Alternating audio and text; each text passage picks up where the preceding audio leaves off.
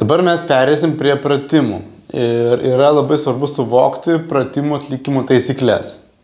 Visi judesiai, visi pratimai atliekami iki skausmo ribos, ne per skausmą. Jei atliekant pratimus kažkurioje pozicijoje atsiranda skausmas, tai ženklas, kad pasiekėte kūno limitą ir turite grįžti atgal. Kitaip sakant, nedaryti pratimų per skausmą.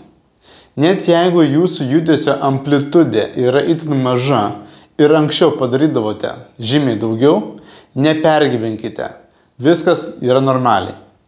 Kai praeis ūmus skausmas, pamatysite, kad ir vėl galite grįžti prie buvusios pilnos judesio amplitudės. Labai svarbu, jei darysite pratimus per skausmą, galite pasidaryti dar blogiau nei yra. Skausmas yra apsauginis kūno signalas, kad kažkas negerai. Skausmo metu pažeisti audiniai yra natūraliai spazmuojami.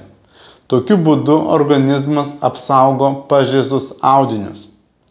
Ir jeigu jūs per jėgą ištempsite sutrumpėjusius audinius, tada organizmas gali dar labiau juos užspazmuoti, nes vėlgi tai yra apsauginė organizmo reakcija.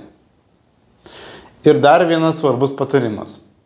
Kai bandote atsigulti ant nugaros, darykite tai taisyklingai. Pavyzdžiui, jūs norite atsigulti ant žemės. Pirma, jūs turite atsisėsti ant žemės. Tada atsigulti ant šono ir tik tada verstis ant nugaros.